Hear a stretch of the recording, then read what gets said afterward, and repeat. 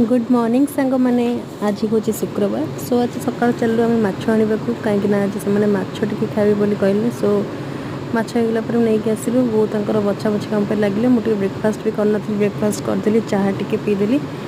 एपटे चूना माछ बड़ माछ आहान टी बड़ माछरे घाट पड़क हम सो दैट बेसी माछ भी आणलुनि दीटा मुंड माने मुंड माछ लांजर गोटे पीस आनिलु सो ये मुझे प्रिपेरेसन लगी पड़ी मसला करने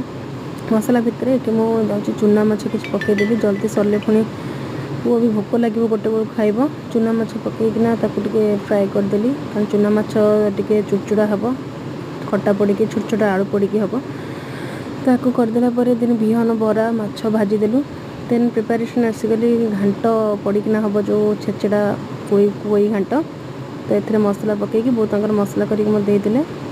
यहाँ कर सारापर देन आमर माछ मुंड पड़ी होगला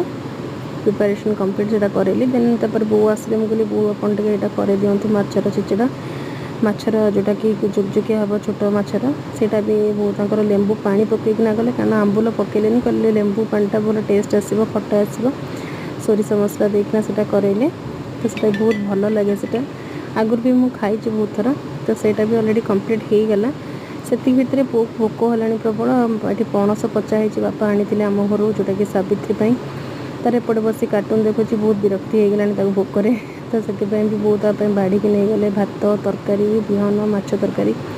तार से खाई पीकी रेडी होगी शोई पड़ा उठिकी ट्यूशन भी जो बाय।